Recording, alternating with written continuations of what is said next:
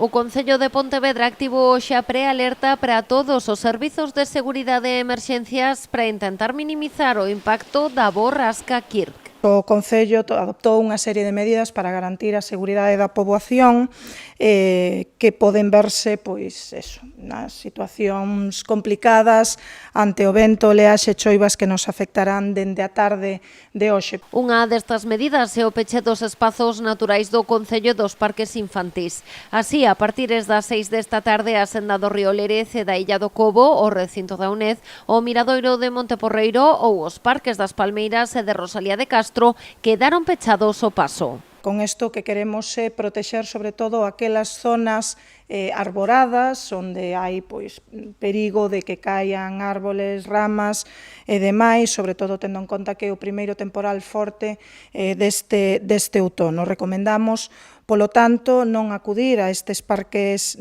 naturais e infantís e evitar, sobre todo, traslados innecesarios e zonas arboradas e todos aqueles lugares onde poidan cair obxectos. Vilaverde pediu tamén á cidadanía a retirada de obxectos de balcóns e fachadas, evitar os desplazamentos innecesarios e ter especial cuidado en zonas de inundación como a Avenida de Marín.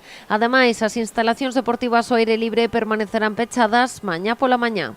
E teremos todos os servizos operativos en preaviso e en aviso de alerta mañá.